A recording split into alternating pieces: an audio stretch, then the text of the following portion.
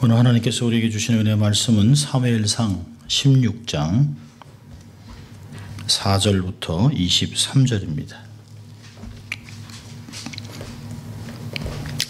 우리에게 주신 하나님의 말씀은 사무엘상 16장 4절부터 23절, 조금 긴 말씀입니다. 제가 하나님의 말씀 봉독해 드릴 때 여러분의 삶에 은혜가 있기를 바랍니다. 소리를 조금 봉독해 드립니다. 사무엘이 여호와의 말씀대로 행하여 베들레헴의 이름에 성읍 장로들이 떨며 그를 영접하여 가로되 평강을 위하여 오시나이까. 가로되 평강을 위함이니라. 내가 여호와께 제사하러 왔으니 스스로 성결케 하고 와서 나와 함께 제사하자 하고 이새와 그 아들들을 성결케 하고 제사에 청하니라. 그들이 오매 사무엘이 엘리압을 보고 마음에 이르기를 여호와의 기름 부으실 자가 과연 그 앞에 있도다 하였더니 여호와께서 사무엘에게 이르되 그 용모와 신장을 보지 말라. 내가 이미 그를 버렸노라. 나의 보는 것은 사람과 같지 아니하니 사람은 외모를 보거니와 나 여호와는 중심을 보느니라. 이새가 아비나답을 불러 사무엘의 앞을 지나게 하매 사무엘이 가로되 이도 여호와께서 택하지 아니하셨느니라. 이새가 산마로 지나게 하매 사무엘이 가로되 이도 여호와께서 택하지 아니하셨느니라. 이새가 그 아들 7으로 다 사무엘을 지나게 하나 사무엘이 이새에게 이르되 여호와께서 이들을 택하지 아니하셨느니라 하고 또 이새에게 이르되 내 아들들이 다 여기 있느냐. 이새가 가로되 아직 말째가 남았는데 그가 양을 지키나이다. 사무엘이 이새에게 이르되 보내어 그를 보내오라. 그가 여기 오기까지는 우리가 식사 자리에 앉지 아니하겠노라. 이에 보내어 그를 데려오매 그의 빛이 붉고 눈이 빼어나고 얼굴이 아름답더라. 여호와께서 가라사대 이가 그니 일어나 기름을 부으라. 사무엘이 기름불을 취하여 그 형제 중에서 그에게 부었더니 이날 이후로 다윗이 여호와의 신에게 크게 감동되니라. 사무엘이 떠나서 라마로 가니라. 여호와 신이 사울에게서 떠나고 여호와의 부르시는 악신이 그를 번뇌케 한지라. 사울의 신하들이 그에게 이르되 보소서 하나님의 부르신 악신이 왕을 번뇌케 하온즉 원컨대 우리 주는 주의 앞에 모시는 신하에게 명하여 수금 잘 탈 줄 아는 사람을 구하게 하소서. 하나님의 부르시는 악신이 왕에게 이를 때에 그가 손으로 타면 왕이 나으리이다. 사울이 신하에게 이르되 나를 위하여 잘 타는 사람을 구하여 내게로 데려오라. 소년 중 한 사람이 대답하여 가로되 내가 베들레헴 사람 이새의 아들을 본즉 탈 줄을 알고 호기와 무용과 구변이 있는 준수한 자라. 여호와께서 그와 함께 계시더이다. 사울이 이에 사자를 이새에게 보내어 이르되 양치는 내 아들 다윗을 내게로 보내라 하매 이새가 떡과 한 가죽 부대의 포도주와 염소 새끼를 나귀에 실리고 그 아들 다윗의 손으로 사울에게 보내니 다윗이 사울에게 이르러 그 앞에 모셔 섬에 사울이 그를 크게 사랑하여 자기의 병기든 자를 삼고 이새에게 사람을 보내어 이르되 청컨대 다윗으로 내 앞에 모셔 서게 하라. 그가 내게 은총을 얻었느니라 하니라. 하나님의 부르신 악신이 사울에게 이를 때에 다윗이 수금을 취하여 손으로 탄즉 사울이 상쾌하여 낫고 악신은 그에게서 떠나더라. 아멘. 금요예배 참석한 여러분 주의 이름으로 환영합니다. 참 날씨도 참 덥고 하지만 아침 저녁으로 바람은 쌀쌀합니다. 감기를 많이 조심해야 합니다. 방심하면 감기로 고생할 수 있습니다. 참 금요일이면 지치고 참 힘드실 텐데 이렇게 또 예배에 참석한 여러분 너무 귀한 분이죠. 물론 하나님께서 큰 은혜를 주실 줄 믿습니다. 정말 잘 오셨습니다. 우리가 예수를 믿으면 모든 성도들은 아마 두 가지를 마음에 소원해 둘 것이에요. 첫째로는 뭐냐면 나는 하나님의 영광을 위해서 살겠다. 하나님의 영광을 드러내는 삶을 살고 싶다. 또 두 번째로는 하나님의 뜻을 온전히 이루고 싶다라고 하는 것일 것입니다.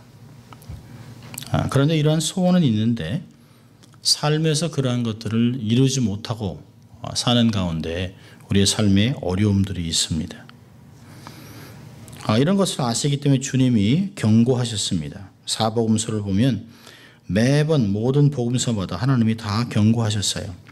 누가복음 21장 34절을 보면 너희는 스스로 조심하라. 그렇지 않으면 방탕함과 술 취함과 생활의 염려로 마음이 둔하여지고 뜻밖의 그날이 덫과 같이 너희에게 임하리라. 우리의 삶의 마음이 둔해지는 때가 올 수 있다는 것이에요. 마태복음 6장에서는 아무것도 염려하지 말아라.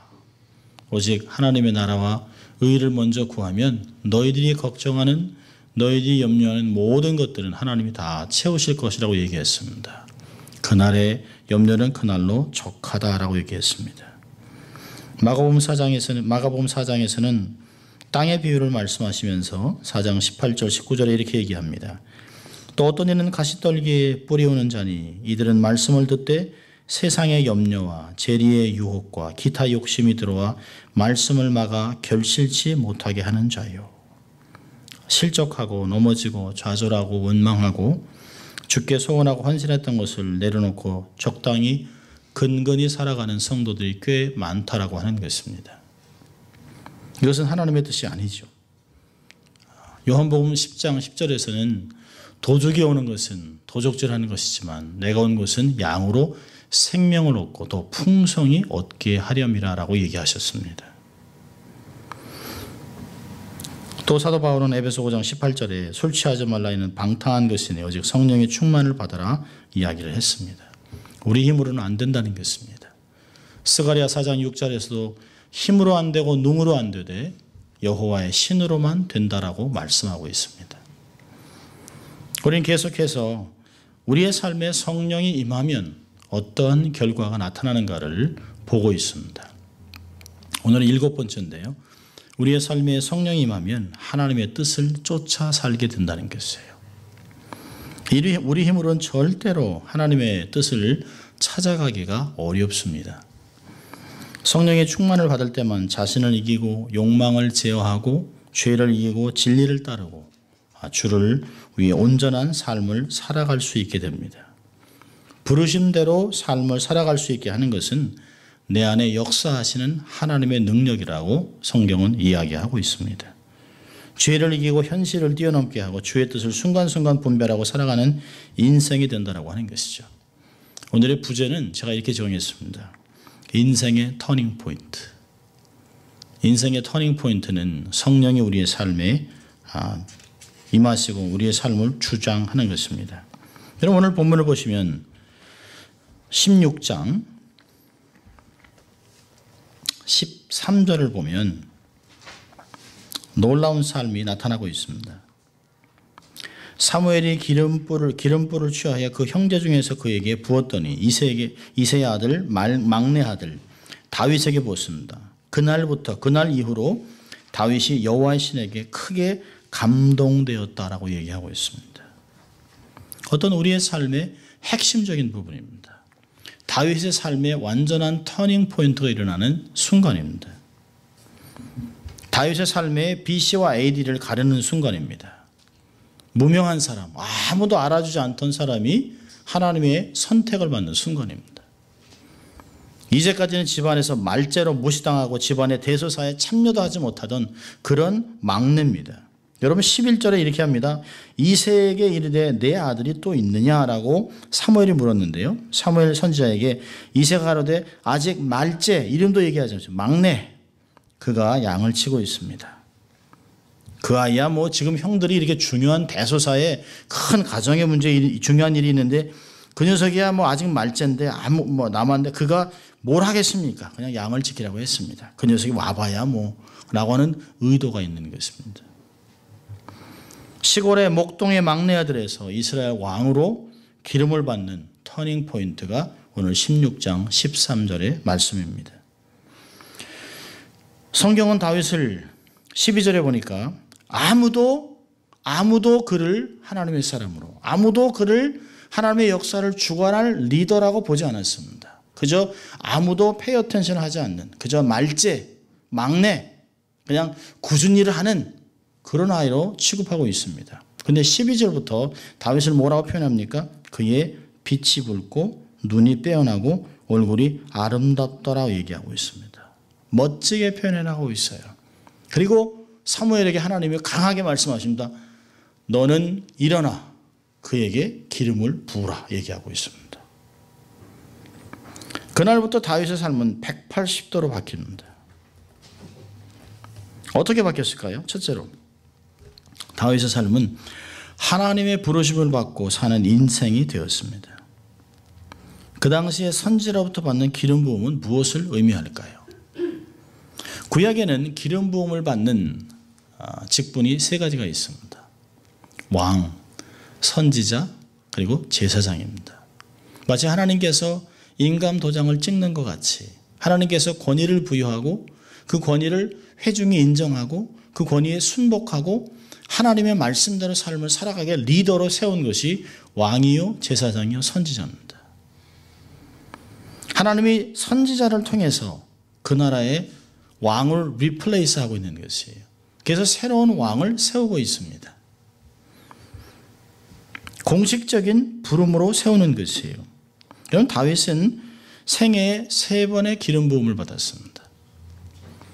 첫 번째는 오늘 본문에 가족 안에서 이 가족 안에서 사무엘의 기름을 받습니다. 기름 부음을 받고 그가 왕이 될 것이라고 하는 사인을 줘요.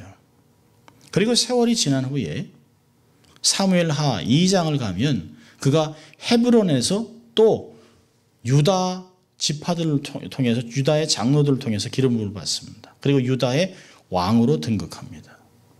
그리고 사무엘하 5장으로 가면 사울이 죽고 모든 지파의 장로들이 그에게와 기름을 붓습니다. 그리고 이스라엘의 왕이 되게 하고 그가 헤브론에서 13년을 통치하고 이스라엘 왕으로 40년을 통치하는 것들을 말씀하고 있습니다.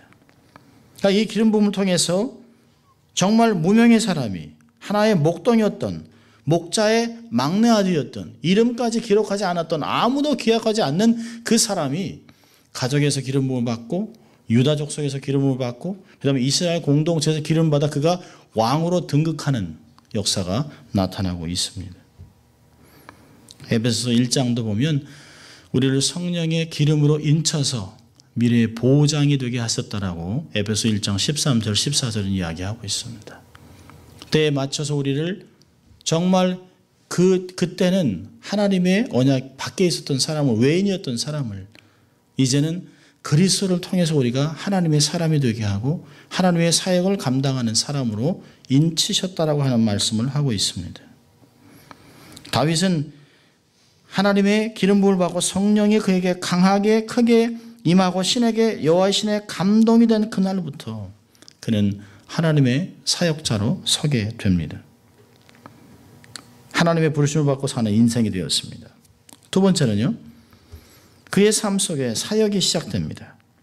이 사역이 시작되는 그 순서를 보면 아주 재미있는 하나님의 방법들이 사용되고 있습니다. 초절을 보면 문제가 발생합니다. 14절을 보면 여호와의 신이 사울에게서 떠나고 여호와의 부리신 악신이 그를 번뇌케 한지라. 사울의 신하들이 그에게 이르되 보소서 하나님의 부르시는 악신이 왕을 번뇌케 하은즉 원컨대 우리 주는 주의 앞에 모시는 신하에게 명하여 수금 잘 탈 줄 아는 사람을 구하게 하소서. 하나님의 부리시는 악신이 왕에게 이를 때 그가 손으로 타면 왕이 나으시리이다. 여러분 갑자기 사회에 또 리더십에 직분이 중요한 직분인 사람에게 해결되지 않는 문제가 발생합니다. 그럼 세상에 우연은 하나도 없습니다. 하나님이 어떤 일을 행하게 하시는 것이에요. 하나님의 방법이 뭘까요? 리더십을 바꾸기 있습니다. 이것은 리더십을 완전히 바꾸고 있습니다. 그리고 리더십을 세워나가고 있습니다. 리더십에 취현지신하고 있습니다. 이런 문제가 발생하지 않으면 다윗이 등극할 수 없습니다. 여러분 우리 가끔 보면 문제가 터지면 속상하고 힘들고 하지만 이 문제를 통해서 우리가 기억할 것은 문제를 풀어가는 하나님 앞에 하나님이 누구를 선택해서 어떠한 역사를 이룰 것을 분별하는 게 너무 중요한 것입니다.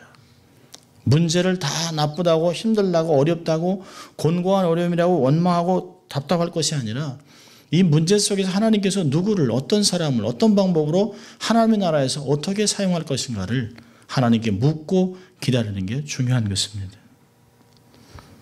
아마 다윗은 전혀 몰랐겠죠. 문제가 발생했는데요. 여기서 보니까 여호와의 부리는 악신, 여호와의 부르시는 악신 이 단어가 3번이나 반복되고 있습니다. 이건 하나님이 사용하는 악신을 얘기하는 것이 아니에요. 하나님이 신학적으로는 두 가지인데요. 하나는 하나님이 허락했습니다. 그 얘기는 뭐예요? 하나님은 모든 귀신 사탄의 역사도 다 하나님이 통제하고 있다는 것이에요. 하나님이 허락해 놓은 것이 그의 삶에 악신이 임하도록 악신이 역사하도록 내버려 두신 것이에요. 하나님이 행하시는 것이죠. 또 하나는 내면이 이미 황폐해졌기 때문에 악신이 역사하는 것이에요. 우리의 삶에는 절대 회색지대가 없죠. 하나님께 속해 있거나 하나님께 사용받거나 성령의 충만을 받든지 세상에 속하든지 세상의 영으로 또 욕망적으로 삶을 살아가는 게 있습니다. 이 말에 사람들이 이야기를 합니다. 사람들이 수금을 잘 타는 사람을 구하면 하나님의 부리시는 악신이 왕에게 이를 때 그가 손으로 타면 왕이 낫겠습니다. 그러니까 문제가 발생하니까 답이 있어요. 그러니까 왕이 요구하고 측근의 청구가 있습니다. 집에서는 한없이 무시된 인생이었지만 그를 천구하는 사람의 말을 보십시오. 17절에 그런 사람을 데려와라 누가 있겠냐? 그러자 바로 18절에 같이 읽습니다. 소년 중 한 사람이 대답하여 가로되 내가 베들레헴 사람 이새의 아들을 본즉 탈 줄을 알고 호기와 무용과 구변이 있는 준수한 자라 여호와께서 그와 함께 계시더이다. 여러분 18절을 보면 이건 사람이 하는 말이 아닙니다. 하나님이 이 사람을 감동하고 이 사람 입에 이 말씀을 담아 놓으셨어요. 이 한국말로 읽으니까 이렇습니다만은 히브리어 원문을 보면 굉장한 것들을 사용하고 있습니다. 6가지를 순식간에 마치 전부터 준비해 놓은 것들을 누가 딱 얘기하면 답을 1번, 2번, 3번, 4번, 5번, 6번 이렇게 읽어가고 있습니다. 하나님의 감동으로 된 말이에요. 사람의 마음과 사람의 입에 하나님이 말씀을 넣어주고 있다고 하는 것이 여기에는 나오는 말씀입니다. 하나님이 얘기하셨잖아요. 예수님께서 너희들이 잡히거든 두려워하지 말아라.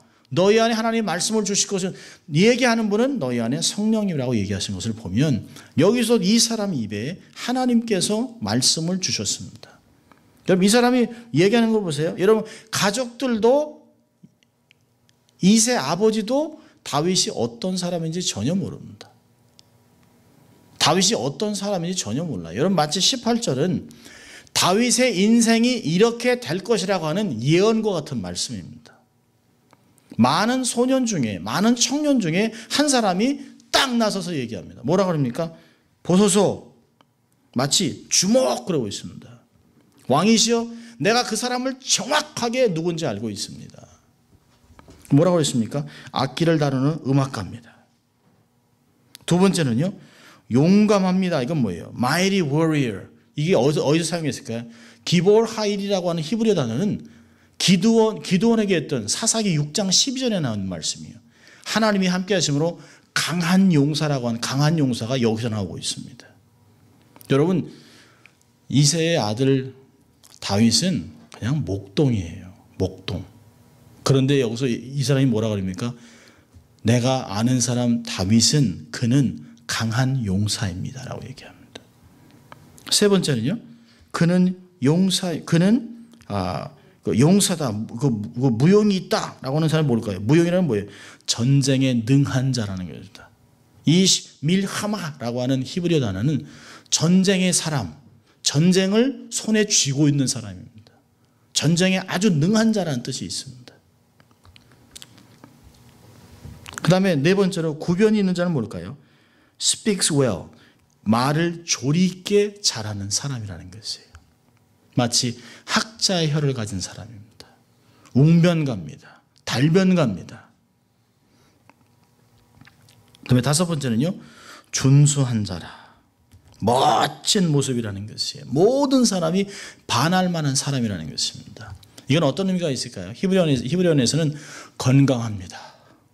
영육간에 강건합니다라는 뜻을 얘기하고 있습니다. 그 다음에 제일 중요한 게 뭘까요? 여호와께서 그와 함께 하십니다. 아도나이 이모라고 한 단어를 쓰였습니다. 하나님이 그와 동행하고 있습니다라는 것이에요. 여러분 이걸 어떻게 알겠습니까? 시골에 사는 베들레헴에 사는 아주 작은 고을에서 이새라고 하는 사람의 막내 아들 형제들도 어떤 면에서는 거들떠오지도 않는 아주 그냥 잔심부름 꾸준히만 시키는 그 사람을 이 18절에서는 이렇게 고백하고 있습니다. 하나님이 이 사람의 입에 말씀을 담아주기 전에는 이런 고백이 나오지 않습니다.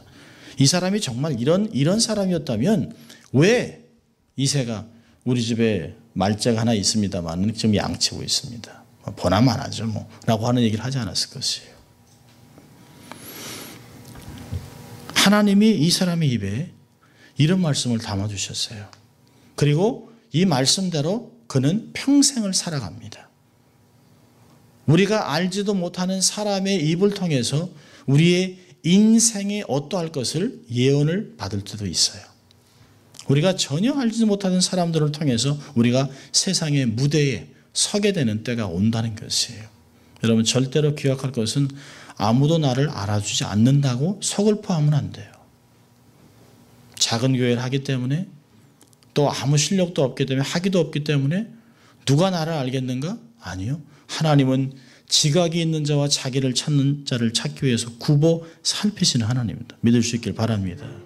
하나님의 눈은 온 세상을 살펴서 자기에게 전심으로 행하는 자를 하나님께서 능력으로 베푼다고 역대하 16장 9절은 이야기하고 있습니다.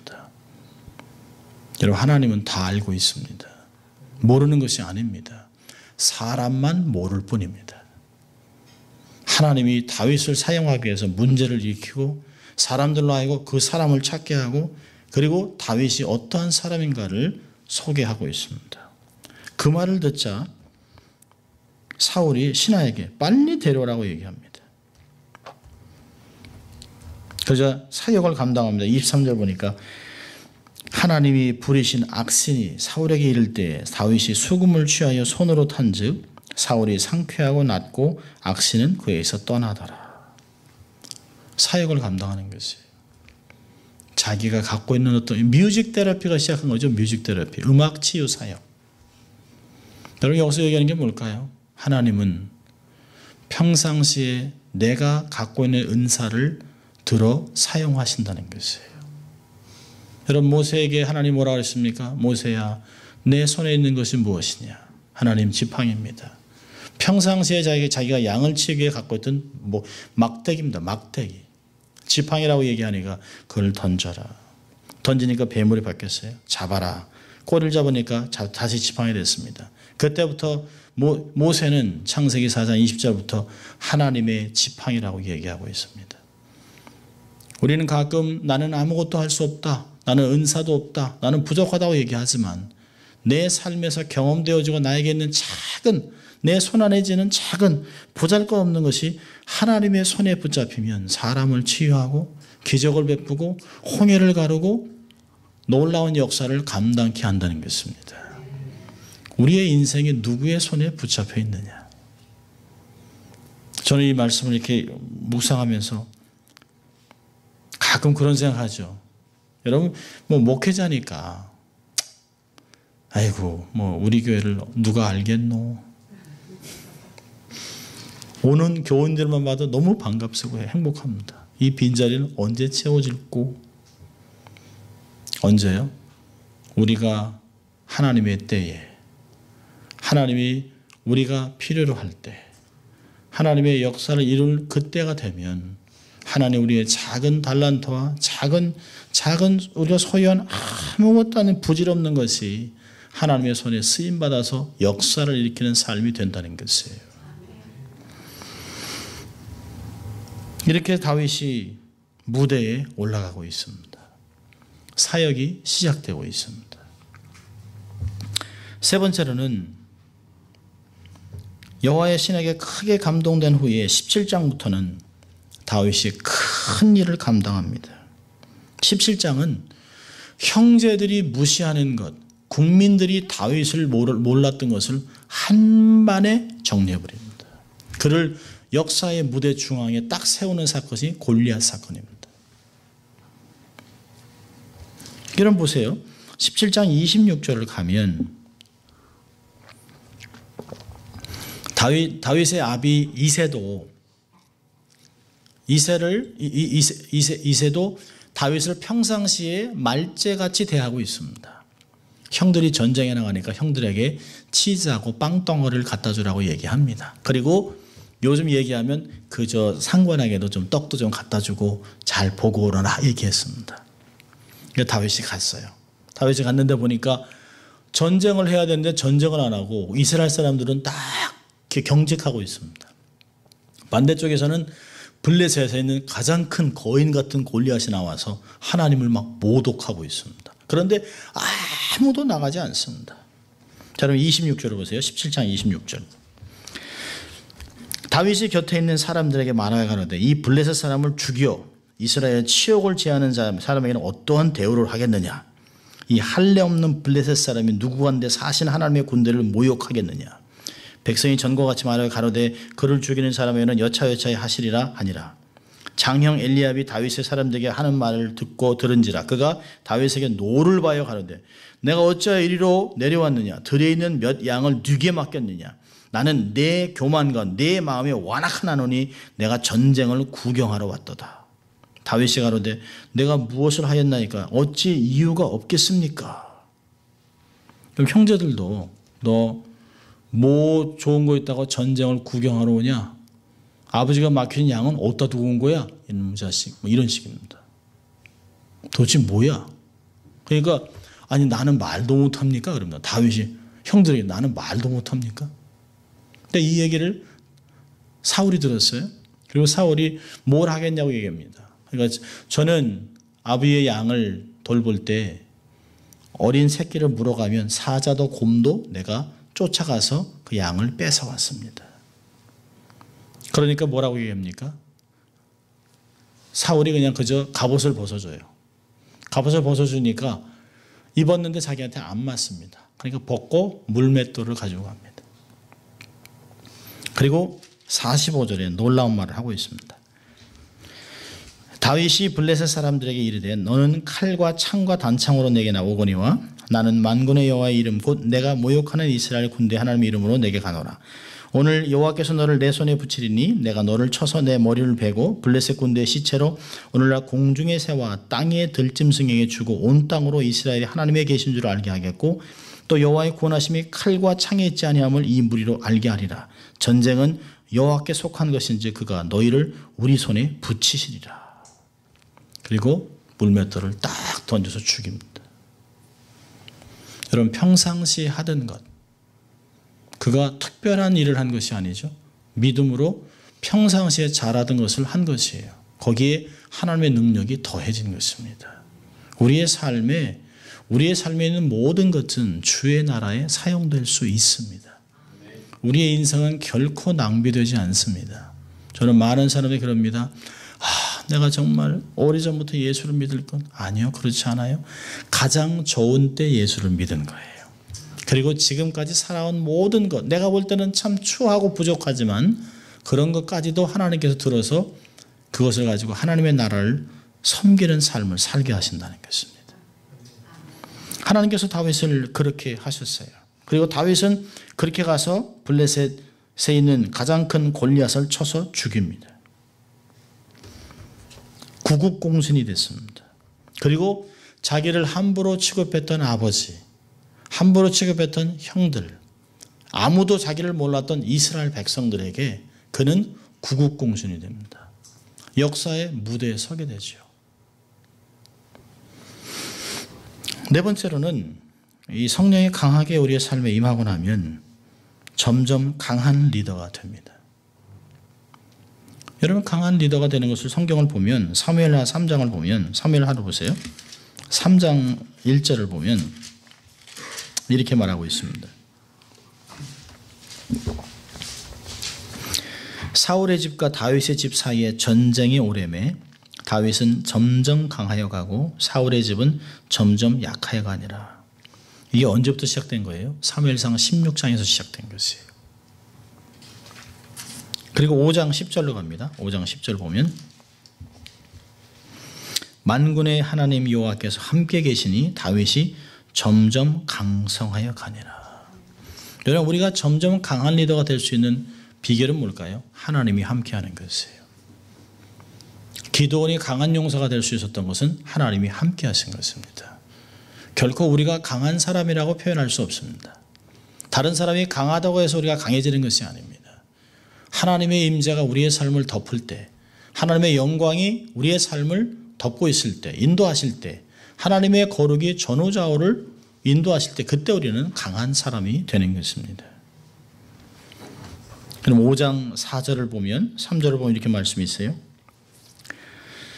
이에 이스라엘 모든 장로가 헤브론에 이르러 왕에게 나오매 다윗 왕이 헤브론에서 여호와 앞에서 저희와 언약을 세우며 저희가 다윗에게 기름 부어 이스라엘 왕을 삼으니라. 다윗이 30세에 위에 나가서 40년을 다스리시되 헤브론에서 7년 6개월 동안 유다를 다스렸고 예루살렘에서 33년 동안은 온 이스라엘과 유다를 다스렸더라. 40년의 왕의 통치 기간을 이야기하고 있습니다.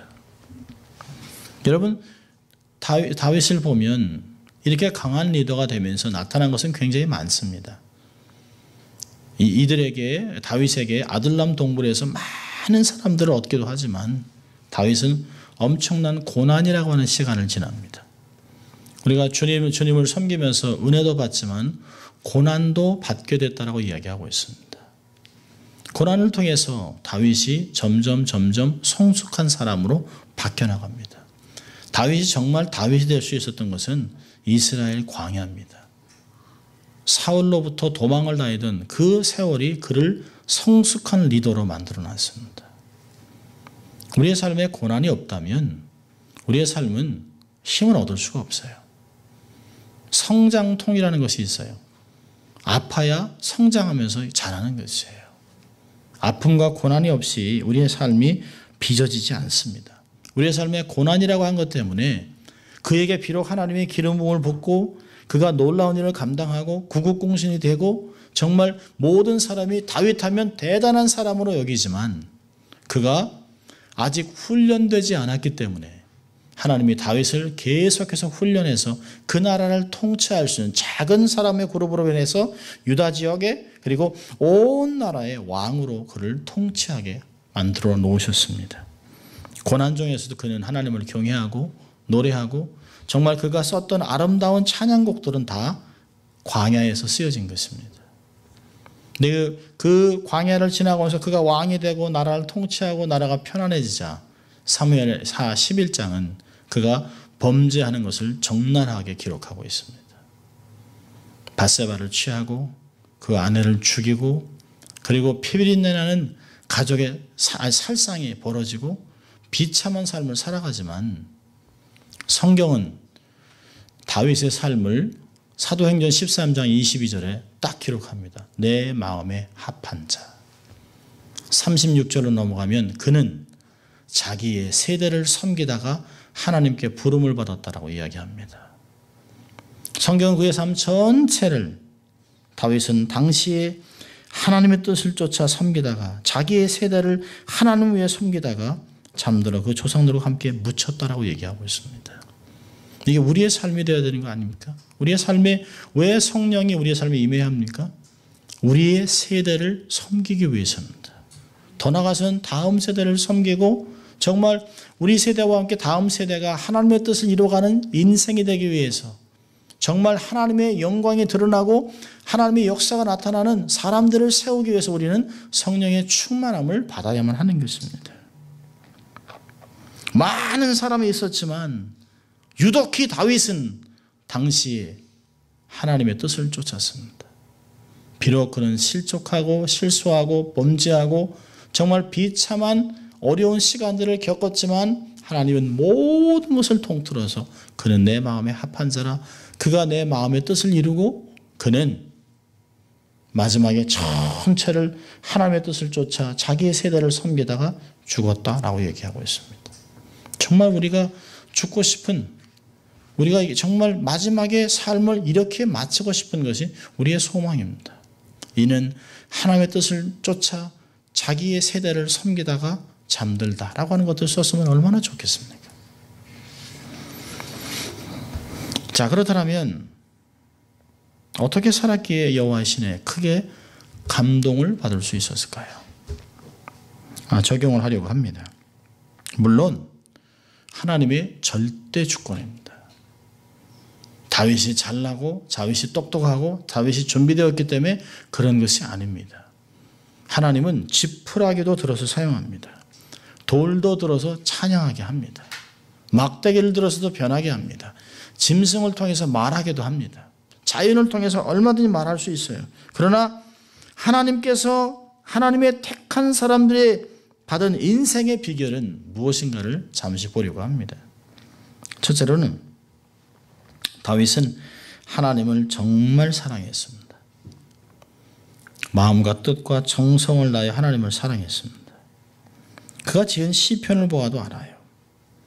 자신이 거하는 장소보다 하나님의 전을 짓기에 애를 쓰고 마음을 두었던 하나님의 언약궤가 장막에 있는 것을 보고 마음 아파했던 그런 선한 하나님을 향한 선한 마음이 있었던 사람입니다. 오죽하면 하나님, 제가 하나님 위해서 성전을 지어드리겠습니다. 하나님이 너는 피를 너무 많이 흘렸기 때문에 너 다음 아들을 통해서 짓겠다. 여러분, 성전은 사실은 누가 지었냐면 다윗이 지은 거예요. 다윗이 모든 그림을 다 그려놓고 성전을 지기 위한 모든 자료를 모든 리소스를 다 만들어 놓았습니다. 백향목은 누구한테 가져오고 금은 오빌에서 가져오고 무엇은 어떻게 가져오고 모든 것을 다 만들어서 가장 강대국으로 만들어 놓고 모든 자료를 다 만들어 놓고 솔로몬은 짜집기만 한 것이에요. 하나님이 그를 보고 내가 언제 다윗에게 내가 언제 너한테 장소가 없다고 부족했느냐, 하늘과 땅이 나를 감당할 곳이 있겠느냐, 그러나 내 마음의 그런 선한 소원을 보고 내가 너에게 언약을 주겠다, 내 자녀가 영원토록 보호자에 있겠다고 얘기합니다. 그리고 그 라인이 예수 그리스도의 라인으로 만들어져 있습니다. 가장 놀라운 메시아의 조상이 되는, 그래서 마태복음도 아브라함과 다윗의 계보라고 이야기하고 있습니다. 얼마나 멋집니까? 그는 하나님을 정말 경외하고 기도하는 사람이었습니다. 삶을 보면 늘 하나님 어떻게 할까요? 치러 갈까요? 올라갈까요? 하나님 내 손에 붙였습니까? 하나님 정말 어떻게 해야 되죠? 또 하나님의 기름 부은 자를 절대로 손대지 않았던 그런 하나님을 경외하는 사람입니다. 그가 경건했던 사람을 성경이 증언합니다. 구약에서는 증언이 바로다면 두 증인이 있어야 되는데요. 다윗에 대해서 세 증인이 있습니다. 자, 볼까요? 첫째로는 열왕기상 9장입니다. 열왕기상 9장을 보면 다윗에 대해서 성경이 이렇게, 하나님이 이렇게 기록합니다.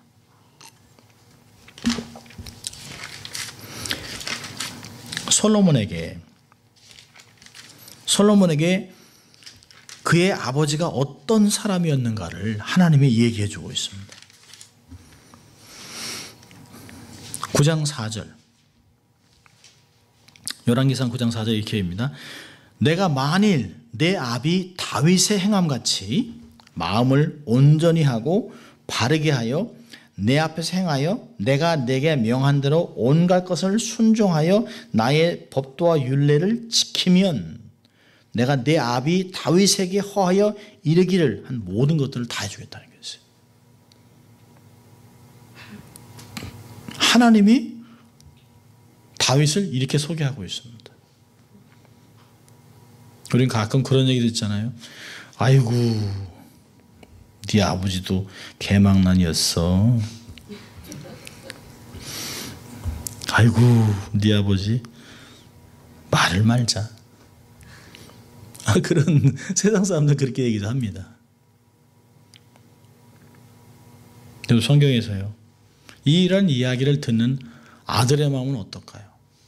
평상시에 존경했던 아버지를 하나님이 이렇게 표현하고 있습니다. 하나님이 그가 얼마나 경건했던 사람인가를 표현하고 있습니다.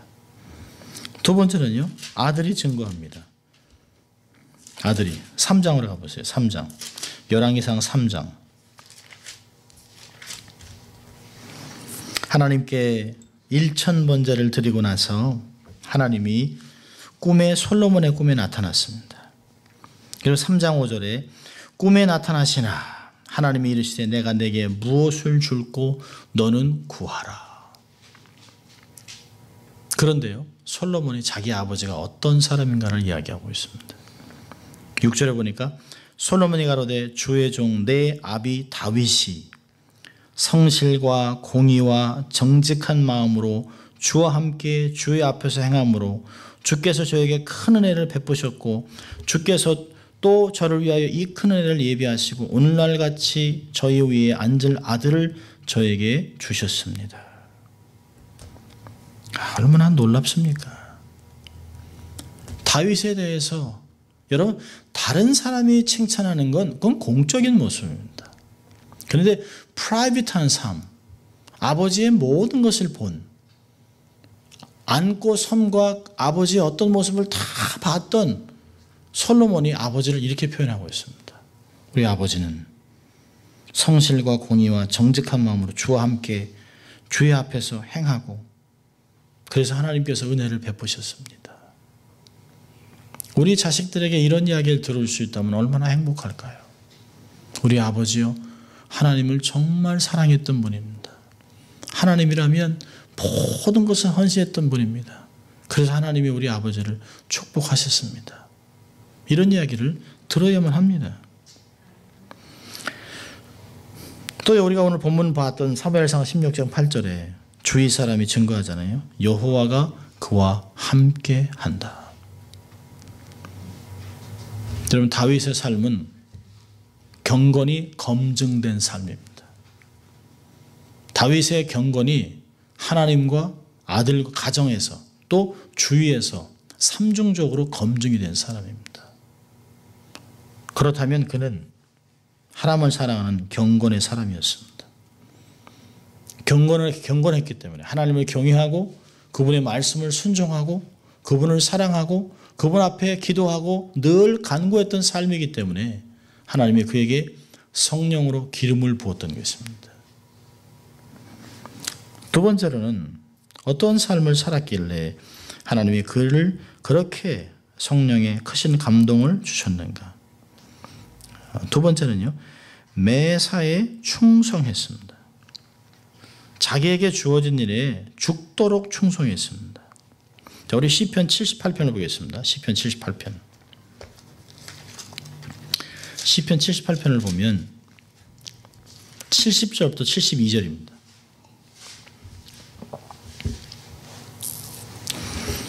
또 그 종 다윗을 택하시되 양의 우리에서 취하시며 젖 양을 지키는 자 중에서 저희를 이끄사 그 백성인 야곱 그 기업인 이스라엘을 기르게 하셨더니 이에 저가 그 마음의 성실함으로 기르고 그 손의 공교함으로 지도하였도다.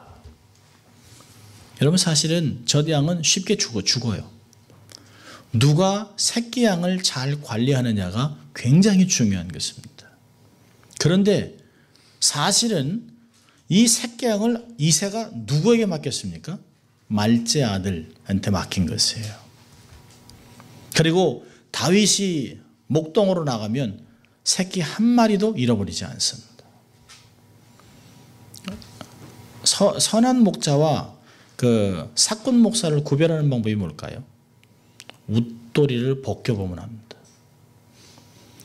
사꾼 목사는 상처가 없습니다. 그저 곰이 와서 사자가 와서 가져가면 어휴 가져갔다 그러면 끝이에요. 그에 대해서 말하는 사람이 없습니다. 그런데 선한 목자는 사자와 곰으로부터 늑대로부터 그 새끼를 구해오기 위해서 핥힘을 받고 물리기도 하고 그랬습니다. 그래서 이 당시에 팔레스타인에서 선한 목자와 악한 목자를 사꾼 목자를 구별하는 방법은 우통을 벗기는 것이에요. 그래서 악한 목자들은 비슷한 걸로 갈고리로 등을 긁었다고 합니다. 이렇게. 그런데 짐승이 문과 짐승이 긁어가는 새와 가는 건 달라요. 많은 사람이 다윗의 몸에 대해서는 얘기하지 않습니다만은 고고학자들은 다윗은 수많은 전쟁을 치르기 전에 이미 몸에 엄청난 상처를 많이 갖고 있었을 것이라는 것이에요. 이미 다윗은 그 지역에서 정말 유능한 목자로 인정을 받았다는 것이에요. 그래서 어떤 학자들은 이렇게 해석합니다. 아버지가 말제 어린아이라고 이야기하고 별 취급하지 않았지만 양을 돌보는 것에 대해서는 탁월하기 때문에 형들이 어디 있는가? 라고 자꾸 물어봤다는 거예요. 그리고 중요한 새끼 양, 아직 태어나서 막 자라야 될 그 시간을 다윗에게 맡겼다는 것이에요. 그 종 다윗을 택하여 양의 우리에서 취하셔서 저량을 지키는 중에서 저희를 이끄셨습니다. 그리고 그를 한 나라의 목자로 만들어 가셨어요. 이스라엘의 목자로 만들어 놓으셨습니다. 이스라엘의 주권자가 되게 하셨습니다. 그런데요, 72절에 그렇게 하나님께서 그를 이스라엘의 목자로 만드니까 여전히 그는 성실한 마음으로 기르고 성실한 마음으로 목회를 했다는 거예요. David shepherded with the integrity of heart. 72절에요. 백성을 목양했다라고 얘기합니다. 백성을 통치했다고 그러지 않아요. 사울과 같이 백성들을 통치하고 몰아붙인 카우보이 같은 목자가 아니에요. 다윗은 그 하나님이 자기를 저량을 지키는 자 중에서 자기를 이끌어 백성인 야곱, 기업인 이스라엘을 기르게 하였더니 저가 이스라엘을 목양했다라고 얘기합니다. 여러분, 교회는 목양입니다. 교회는 경영이 아닙니다. 기업이 아닙니다. 비즈니스가 아닙니다. 교회는 하나님의 사람들을 목양하는 것이에요. 진정한 목자 되신 목자장 예수 그리스도, 그분이 오실 때 상급을 받기 위해서 목동인 내가 죽도록 새끼 양을, 젖양을, 어린 양들을 먹이는 것이에요. 주님도 베드로에게 얘기했습니다. 내가 나를 사랑하느냐? 어린 양을 먹여라. 내 양을 먹이라고 얘기했습니다. 힘이 없는 이단이나 이런 악한 영들에게 금방이라도 잡혀먹을 수 있는, 영혼을 도둑맞을 수 있는 그런 양들을 지키라는 거예요. 목양하라는 것이에요. 죽지 않도록 최선을 다해서 눈물을 뿌리고 애를 쓰고 수고하라는 것이죠.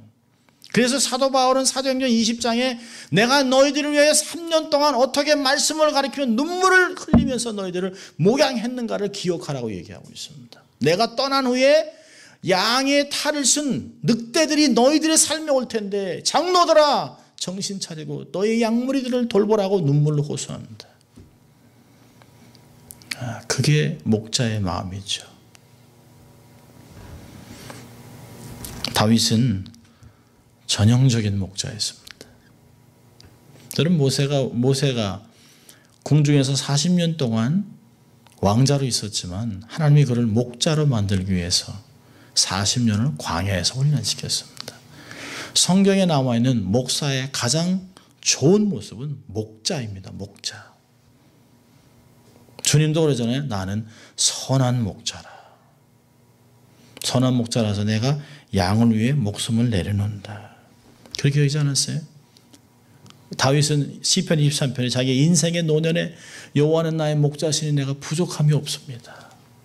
왕이 그런 고백을 하는 게 왕이. 그러면서 자기가 여호와는 나의 목자시라고 얘기할 때 삶의 사실 그냥 있겠어요? 감동의 눈물을 흘렸을 거예요. 말을 못했을 것이에요. 하나님이 내 목자가 돼서 내가 필요한 거 다 채우셨습니다. 내가 아무것도 아니었는데, 우리 형들도 나를 무시했었는데, 아무도 나를 모르는데 그 많은 세월을 양들과 함께 있으면서 노래 부르고 찬양하고 하나님을 경외했던 그거 하나밖에 없는 사람을 하나님이 나를 인생을 목양하는 왕으로 만들어놓고 통치자로 만들었다고 생각하니까 노년에 얼마나 기쁨의 눈물을 흘렸겠습니까? 72절은 대단한 말씀이에요. 다윗은 마음의 성실함으로 백성들을 목양하고 공교한 손으로 그들을 인도했다. 여기 지도했다는 거예요. 인도했다는 거예요. 앞서갔다는 거예요. 전형적인 목자의 모습이에요. 나를 따르라. 한 번도 몰아붙인 적이 없어요. 그런 적이 있었죠. 그러나 그는 늘 양무리 앞에 서서 갔습니다. 위험한 곳을 막고 썩은 물, 독 있는 물을 마시지 못하게 하고 선한 곳에 가서 정말 푸른 초장에 그들을 인도했던, 자기가 그렇게 목양을 했어요. 72절 안에 선한 목자의 모습이 있습니다. 그게 다윗이었습니다. 누가복음 16장은 10절에 이렇게 얘기합니다. 지극히 작은 것에 충성된 자는 큰 것에도 충성하고, 작은 것에 충성한 자에게 하나님이 큰 것을 맡기는 것이에요. 불의한 것에 충성한 자에게 의로운 것으로 맡기는 것이에요. 남의 것에 충성해야 하나님이 내 것을 맡기는 것입니다.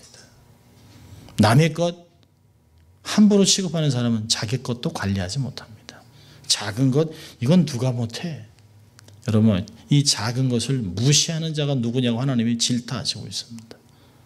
먹고 마시고 무엇을 하든지 다 하나님의 영광을 위해서 하라고 하는 하나님의 영광은 우리가 쉽게 치우칠 수 있는, 함부로 취급할 수 있는 그런 작은 것에 하나님의 영광을 딱 걸어 놓으셨습니다. 그런 것에 충성할 수 있는 사람이 큰 것에 충성할 수 있습니다. 여러분 사람들은 다 큰 것을 잘할 수 있다고 생각합니다. 그러나 큰 것을 감당하기 위해서는 작은 것으로부터 배워야 하는 것이죠. 기억하세요. 말씀을 정리합니다.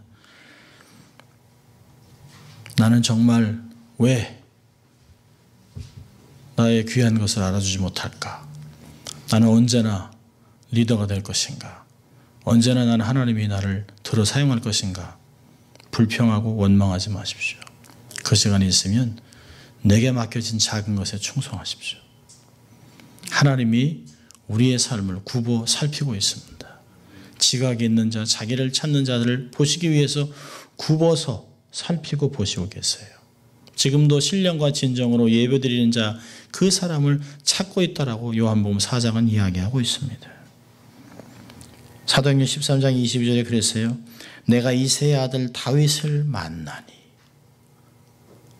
보니 이렇게 쭉 찾다가 딱 만나니까 내 마음에 합한 사람, 많은 사람 중에 내 마음에 합한 자가 있더라는 것이에요. 내 뜻을 다 이루게 하리라 했더니 라고 얘기하고 있습니다.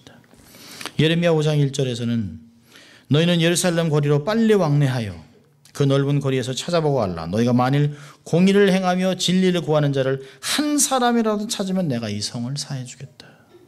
한 사람이 없어 이스라엘은 망했습니다. 하나님은 다수를 이야기하는 것이 아니에요. 한 사람. 한 사람이 하나님께 택함받아 하나님의 성령의 크신 감동을 받으면 민족을 살릴 수 있습니다. 하나님의 역사의 물결을 바꿀 수가 있어요. 성령이 여러분 삶에 임하면 놀라운 인생이 되는 것이죠. 평범한 사람이 비범한 사람이 됩니다. 무명의 사람이 유명인이 됩니다. 하나님의 전능하신 손에 붙잡혀 놀랍게 쓰임을 받게 됩니다. 하나님의 영광을 드러내고 그분의 뜻을 이루는 사람이 되는 것이죠. 인생으로 하나님의 역사를 써가는 사람이 되는 것이에요. 얼마나 멋진 것인지 몰라요. 여호와의 신에 크게 감동되는 인생이 될 수 있기를 주의 이름으로 축원합니다. 기도하겠습니다. 하나님 아버지 감사합니다. 오늘도 저희를 부르셔서 말씀으로 초청하시고 또 하나님 우리가 어떤 사람이 될 수 있는가를 인도하신 주님 감사합니다. 하나님 성령으로 충만하고 성령의 크신 감동을 받아 하나님의 사람으로 귀한 사역을 감당하는 귀한 종들이 다 될 수 있도록 하나님 축복하여 주시옵소서.